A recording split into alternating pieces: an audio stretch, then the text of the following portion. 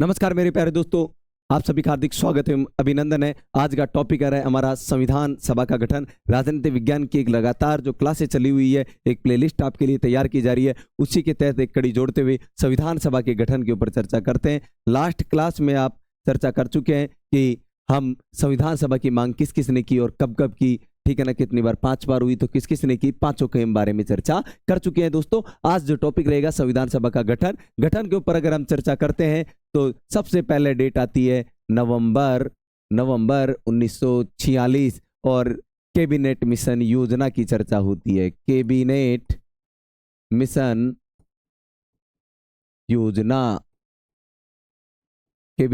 योजना की चर्चा होती है। संविधान सभा का गठन नवंबर 1946, कैबिनेट मिशन की क्या होती है, चर्चा होती है कि इसी के तहत इसका गठन हुआ था। अच्छा, गठन हुआ, लेकिन गठन होने से पहले की प्रक्रिया मैं बात करूं कुल सदस्य की। किसकी बात करें?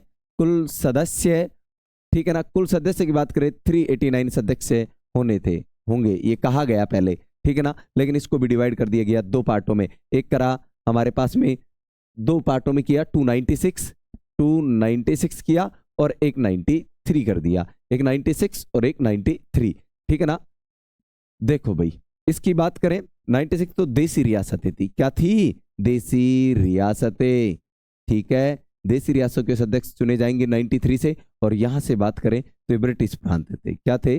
ब्रिटिश प्रांत, ठीक है ना। और यहां का जो चुने जाना था, चुनाव प्रक्रिया अभी हम डिस्कशन करते हैं। इसकी चुनाव प्रक्रिया प्रत्येक 10 लाख पर एक, 10 लाख पर एक। देसी रियासतों के अंदर क्या था? प्रत्येक 10 लाख जनसंख्या पर एक अध्यक्ष होगा, ठीक है। और अगर 296 को भी डिवाइड करते हैं तो एक आता है 292 और एक आता है 4 की बात करें तो मुख्य आयुक्त वाले उस टाइम कितने थे? 4 मुख्य, तो प्रत्येक से कितना? एक एक, तो 4 तो मुख्य आयुक्त के हो गए। और 292 की बात करें, किसकी बात करें? 292 तो 11 गवर्नर क्षेत्र थे, या गवर्नर प्रांत कह सकते हैं, ठीक है ना। 11 गवर्नर प्रांतों से लिए गए थे। कहां से लिए गए थे? 11। तो ऐसे करके 296 हुए थे ये, ठीक है ना। आगे देखिए आप लोग, अब हम चर्चा करते हैं थोड़ी सी कि क्या हुआ कि अब हमारे आगे चुनाव। भाई क्या आगे? चुनाव, ठीक है ना। और इसके भाई सदस्य तो चुन लिए, चुनाव होने वाले थे। क्या होने वाले थे? निर्वाचन प्रणाली से हुआ था। तो हम बात करते हैं जुलाई, इसकी बात करते हैं जुलाई अगस्त 1946। जुलाई अगस्त 1946 क्या हुआ? चुनाव हुए। क्या हुए?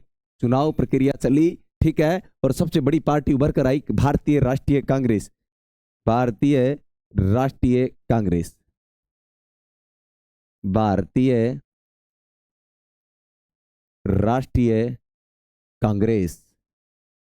क्या उभर कर आई? भारतीय राष्ट्रीय कांग्रेस उभर कर आई, ठीक है ना। भारतीय राष्ट्रीय कांग्रेस के अलावा मुस्लिम लीग थी। क्या थी?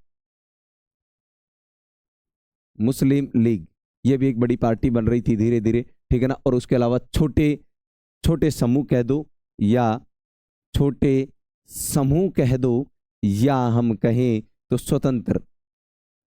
स्वतंत्र सदस्य कह सकते हैं। क्या कह सकते हैं?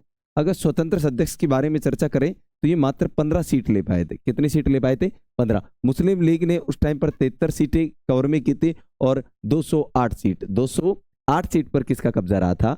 ध्यान से देखिए, 208 सीट पर भारतीय राष्ट्रीय कांग्रेस का रहा था। कितनी पर रहा? 208। ये सीटें हैं भाई, क्या है? सीटें।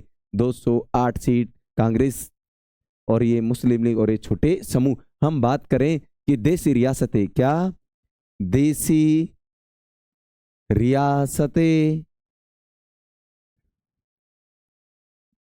चुनाव में भाग नहीं लिया,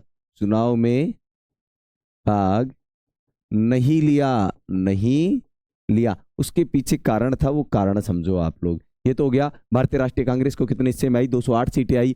और मुस्लिम लीग को 73 आई। और छोटे समय स्वतंत्र वर्ग को कितने आई? 15। मुस्लिम लीग चुनाव भाग ले लिया कि हम तो क्या करेंगे, हमारी संविधान सभा भी अलग ही बनाएंगे मुस्लिम, ठीक है ना। संविधान सभा अलग बनाएंगे, हम इसमें शामिल नहीं होंगे। क्या नहीं होंगे? शामिल होंगे। तो वो तो अपनी अलग ही स्वतंत्रता की मांग कर रहे थे, तो इस संविधान सभा में उन्होंने कोई हिस्सा नहीं लिया, ठीक है। चलो, हिस्सा नहीं लिया, ये हो गया था, स्वतंत्र हो चुके थे। क्या हो गए थे? स्वतंत्र रहने की डिमांड की थी, इसलिए उन्होंने हिस्से में नहीं आए। अब आ जाइए आप, संविधान सभा का गठन हो चुका है, नवंबर में हो चुका है। पहली बैठक की चर्चा होती है। और सबसे पहले जब बैठक होने वाली थी, आपको 3 डेटें याद रखनी है। कितनी? 3 डेटें। 9, 10, 13, 9 दिसंबर 1946, हम कहीं 11 दिसंबर 1946, और लास्ट आती है 13 दिसंबर 1946। चलो, तीनों ही इंपॉर्टेंट डेट है, तीनों पर ही चर्चा करते हैं। सबसे पहले संविधान सभा का पहली बैठक, मैं लिखते जाता हूं, ध्यान से सुनते जाना। फर्स्ट बैठक, सेकंड बैठक और ये थर्ड, तीन ही बैठक हुई थी। तीनों में, तीनों के इंपॉर्टेंट ना, यानी आप ये देखिए कि यहां सच्चिदानंद सिन्हा, सच्चिदानंद सिन्हा, इसमें प्रमुख रूप से सच्चिदानंद सिन्हा का नाम आता है। और दूसरी की बात करें, डॉक्टर राजेंद्र प्रसाद, डॉक्टर राजेंद्र प्रसाद। अब देखो ये क्या है, अध्यक्ष है। क्या है? अध्यक्ष, संविधान सभा के अध्यक्ष हैं भाई। क्या है? अध्यक्ष है, ठीक है ना।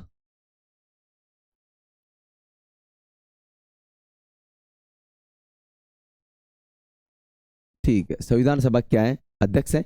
अगर मैं सच्चिदानंद सिन्हा के बारे में चर्चा करूं थोड़ी सी, तो हम कहें तो ये क्या थे? अस्थाई। क्या थे? अस्थाई थे, केवल बनाया गया था, बुजुर्ग आदमी बना देते हैं, ठीक है। लेकिन बाद में राजेंद्र प्रसाद को क्या बना दिया गया? स्थायी सदस्य बना दिया गया, ठीक है ना। लेकिन राजेंद्र प्रसाद के साथ एच सी मुखर्जी, एक नाम और उभर कर आया, H C Mukherjee Banerjee, H C Banerjee Mukherjee, H C Mukherjee, Banerjee मत याद रखना, मुखर्जी, ठीक है ना। कहीं बनर्जी पर चल जाओ तो आप क्या रखोगे? एच सी मुखर्जी नाम रखेंगे। और इन्हें बनाया गया उपाध्यक्ष। क्या बना दिया गया? उपाध्यक्ष बना दिया भाई, ये लो, उपाध्यक्ष बना दिया संविधान सभा का। एक अध्यक्ष बना दिया और एक एच सी मुखर्जी इनके लिए स्थायी के लिए उपाध्यक्ष भी बना दिए गए, राजेंद्र प्रसाद जी के लिए, ठीक है। अब ये थी पहली बैठक, सच्चिदानंद सिन्हा अस्थायी, ठीक है, अध्यक्ष थे, ठीक है। बाद में स्थायी बना दिया डॉक्टर राजेंद्र प्रसाद को, लेकिन उनके साथ उपाध्यक्ष भी कर दिया एक परमानेंट, एच सी मुखर्जी। क्या कर दिया गया? H C Mukherjee. अब देखिए जिस पर चर्चा करते हैं हम, वो है हमारी चर्चा के जो टॉपिक रहेंगे, वो है 13 दिसंबर 1946, उद्देश्य प्रस्ताव। क्या? उद्देश्य प्रस्ताव। उद्देश्य प्रस्ताव कौन लेकर आता है? उद्देश्य प्रस्ताव पंडित जवाहरलाल नेहरू। पंडित जवाहरलाल नेहरू, पंडित जवाहरलाल नेहरू जी उद्देश्य प्रस्ताव लेकर आते हैं। क्या लेकर आते हैं? उद्देश्य प्रस्ताव लेकर आते हैं, ठीक है।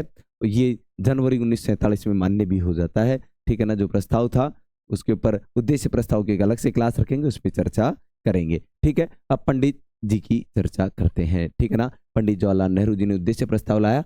एक संवैधानिक सलाहकार भी बनाया गया, संवैधानिक सलाहकार, एक पद बनाया, संवैधानिक सलाहकार, संवैधानिक सलाहकार। ये पद भी बड़ा इंपॉर्टेंट था। ये पद भी क्या था? इंपॉर्टेंट था, क्योंकि संविधान का सलाहकार बनाया बी एन राव, ठीक है ना। भीमराव अंबेडकर कौन बनाए गए? बी एन राव, भीमराव अंबेडकर याद मत रखना, इसीलिए मैंने दोनों नाम लिए। बी एन राव याद रखना है आपको। क्या याद रखना है? बी एन राव थे, कहीं आप इसके साथ भाई बी एन भीमराव अंबेडकर कर दो, ठीक है ना। B N Rao, B N Rao, ठीक है ना। अभी उनके ऊपर तो चर्चा करेंगे हम, किसके ऊपर? नेक्स्ट पर, कि भाई भीमराव अंबेडकर का भी कुछ योगदान था, ठीक है ना। सबसे बड़ा योगदान उन्हीं का था संविधान में, तो उस पर हम चर्चा करेंगे अगली क्लास में, क्योंकि अभी संविधान की समितियां बनाएंगे। नेक्स्ट क्लास में हम क्या बनाएंगे? संविधान की समितियां बनाएंगे। अभी हम केवल संविधान सभा की है गठन के बारे में चर्चा कर रहे हैं, ठीक है ना। अच्छा, इस गठन में थोड़ा सा चेंजिंग हुआ, और वो चेंजिंग कब हुआ मैं आपको बता देता हूँ। भारत स्वतंत्र हो गया। क्या हो गया? भारत स्वतंत्र हो गया। और भारत, और हम बात करें तो 14 अगस्त पुनः बैठक क्या हुई? पुनः बैठक, भारत विभाजन के पश्चात पुनः बैठक हुई, विभाजन कर दिया गया 14 अगस्त 1947, 14 अगस्त 1947, 14 अगस्त 1947, ठीक है। भारत विभाजन के बाद, भारत विभाजन के बाद, भारत विभाजन के बाद ये सदस्य थे 296 जो सीटें थी, उस 96 से बढ़ाकर कितनी हो गई? 299, 299, ठीक है ना। 299 कर दिए गए मेरे दोस्तों। ये संविधान सभा का गठन था। उम्मीद है आप लगातार क्लास में बने रहिए, शेयर भी करते रहिए वीडियो को, चैनल को सब्सक्राइब कर दीजिए, क्योंकि पूरा राजनीतिक विज्ञान का संपूर्ण विश्लेषण आपके सामने है। धन्यवाद मेरे प्यारे दोस्तों।